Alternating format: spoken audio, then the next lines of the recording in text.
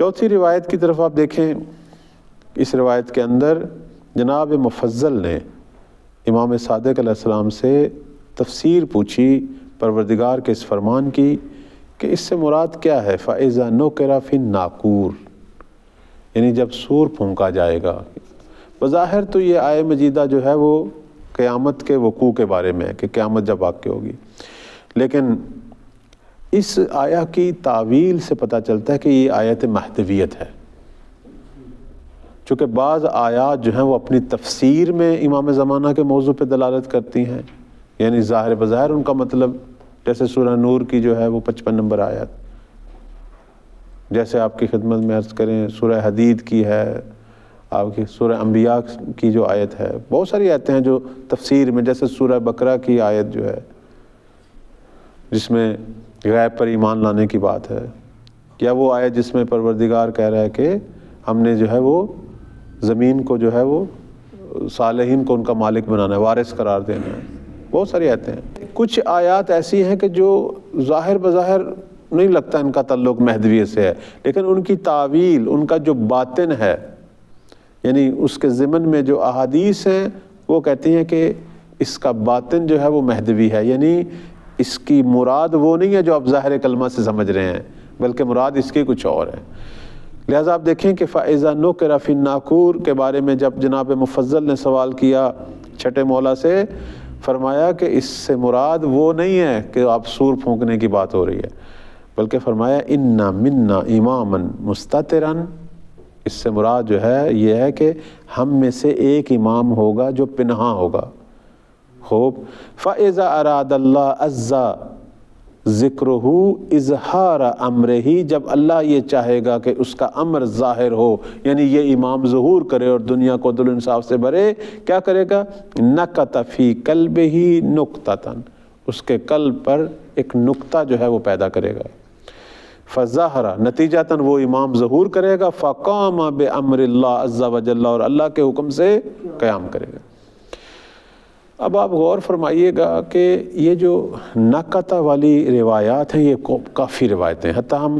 بعض سے اخلاق کے اندر بھی یہ روایت اس قسم کے متن والی لاتے ہیں کہ نقطہ فی قلبہ نقطہ،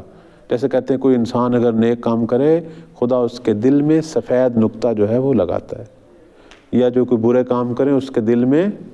یہ نقطہ لگانا کیا ہے، اس موضوع پر تھوڑا سا کام ہونا چاہیے۔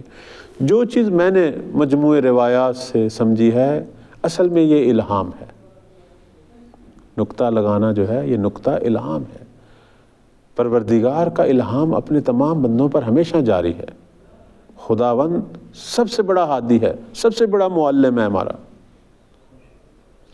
جب اللہ نے کوئی آثار بھیجنے ہو تو انبیاء کی ضرورت ہوتی ہے، ورنہ خدا ہمیشہ ہم سے تکلم کی حالت میں ہے۔ ہمارا ہر نیک کام جو ہے، یہ جو کہتے ہیں آواز وجدان ہے، ضمیر بولتا ہے، یہ پروردگار ہے۔ یہ جو کلمہ حق ہمارے دل میں بولتا ہے وہ پروردگار ہے۔ لہذا کہتے ہیں یہ الہام ہے، یعنی امام زمان اجل اللہ فرجہ شریف کو کیسے اپنی غیبت کے ختم ہونے کا پتہ چلے گا؟ یعنی ان کے قلب مبارک پہ الہام ہوگا۔ جب الہام ہوگا مولا متوجہ ہوں گے کہ اب وقت ظہور ہے۔ البتہ یہاں اور بھی روایات ہیں، بعض روایتیں کہتی ہیں کہ جو پرچم رسول ہے ان کے پاس لپٹا ہوا، جس کو انہوں نے طے کیا ہوا ہے، وہ تہیں کھلنا شروع ہو جائیں گی، یہ بھی روایات ہیں، شاید ہم نے اسی غیبت نعمانی میں پڑھی ہیں پچھلے ابواب میں۔ کچھ روایات ایسی ہیں جو یہ کہتی ہیں کہ وہ شمشیر جو ہے، یعنی شمشیر پیغمبر ہے، شمشیر امیر المومنین ہے، وہ اپنے غلاف سے جو ہے وہ باہر آ جائے گی، جس سے مولا متوجہ ہو جائیں گے کہ وقت ظہور ہے۔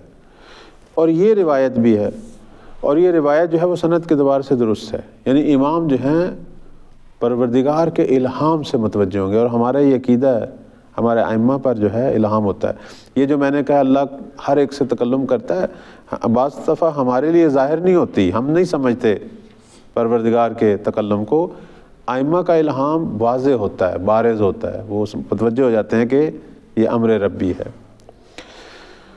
تو بس یہاں سے جو ہے مولا الہام سے متوجہ ہوں گے۔ ایک آخری روایت اور پڑھ لیتے ہیں، پھر آج کے درس کا سلسلہ ختم ہوتا ہے۔ آخری جو روایت ہے وہ جناب ابی بصیر اور امام صادق علیہ السلام سے، روایت نمبر جو ہے وہ 41۔ مولا جو ہیں فرماتے ہیں کہ لا بد لصاحب ھذا الامر من غیبۃ، بے شک اس امر کے صاحب یعنی امام زمان کے لیے غیبت ہے۔ پھر فرماتے ہیں کہ وَلَا بُدَّ لَهُ فِي غَيْبَتِهِ مِنْ عُزْلَةٍ، اور یہ جو غیبت ہے یہ امام کو گوشہ نشین کرے گی، پوری دنیا سے کاٹ دے گی۔ اس کے بعد فرماتے ہیں کہ وَنِعْمَ الْمَنْزِلُ طِيبَةٌ، بہترین جگہ امام مہدی سلام اللہ علیہ کے لیے غیبت کے زمانے میں جائے مسکن بہترین وہ مدینہ ہے، مدینہ کو طیبہ کہتے ہیں۔ یہ جو بعض لوگ جزیرہ خضرہ بناتے ہیں یہ قصے کہانیاں ہیں، جب ہمارے پاس احادیث موجود ہیں تو ہم ان قصے کہانیوں کو کیوں دیکھیں؟ جزیرہ خضرہ ایک بے نام مجہول شخص کا قصہ ہے جو کہ روایت بھی نہیں ہے، علامہ مجلسی کے زمانے کا آدمی ہے، اس کا ایک سفر نامہ ہے، کون ہے کوئی بھی نہیں اسے جانتا، لیکن افسوس ہے ہمارے ملک میں بہت زیادہ یہ کتابیں اس طرح کی چھپتی ہیں اور لوگ ان چیزوں پہ یقین پیدا کر رہے ہیں۔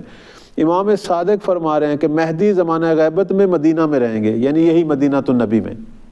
اور ہم روایات ظہور میں بھی پڑھتے ہیں کہ مولا نے ظہور سے پہلے مدینہ سے نکل کر مکہ کی طرف جانا ہے، اس لیے سفیانی ان کے پیچھے لشکر بھیجے گا اور خسف بیدا ہوگی، یعنی وادی بیدا میں اس کا لشکر جو ہے وہ دھنس جائے گا۔ تو کئی مقام پر اور بھی ہیں روایات جس میں اشارہ ہوتا ہے کہ مولا جو ہیں،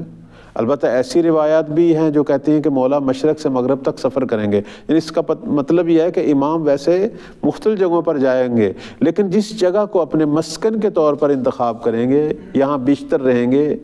جہاں مولا استراحت کریں گے، وہ کون سی جگہ ہے؟ مدینہ ہے۔ اور اس کے بعد فرماتے ہیں وَمَا بِثَلَاثِينَ مِنْ وَحْشَا، مولا اکیلے نہیں ہوں گے، ان کے ساتھ 30 نفر بھی ہوں گے، جس کی وجہ سے مہدی تنہائی کا شکار۔ اور یہ 30 کون ہے؟ اس پر پہلے بھی ہماری گفتگو ہو چکی ہے کہ امام کے ساتھ جو ہیں وہ 30 ابدال ہمیشہ ہوتے ہیں، 30 بلند مرتبہ ہستیاں ہوتی ہیں۔ ابدال بدل کی جمع ہے، اور بدل یعنی جب ان میں سے ایک ہستی چلی جاتی ہے اس کی جگہ ایک اور شخص جو ہے، اس کے بدل میں ایک اور نیک شخص جو ہے مولا انتخاب کرتے ہیں پوری دنیا میں سے ایک شخص کو۔ نتیجتاً امام جو ہیں وہ ان 30 افراد کے ساتھ جو ہیں وہ مدینہ میں، اب وہ مدینہ میں کہاں ساکن ہے معلوم نہیں ہے، لیکن یہی مدینہ، اسی مدینہ کے اطراف میں، خود مدینہ کے شہر میں مولا نے جو ہے اس جگہ کو اپنے جو ہے وہ سکونت کے لیے انتخاب کیا ہوا۔ اللہ تعالی ہم سب کو توفیق دے کہ ان روایات سے بھرپور فکری فیض لیں اور مولا کے فکری مدافع، سرباز اور خدمت گزار بنیں،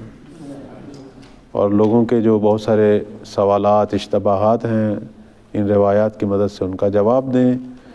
پروردگار ہماری اس عبادت کو اپنی بارگاہ میں قبول و منظور فرمائے۔ صلی اللہ علی محمد و آلہ طاہرین۔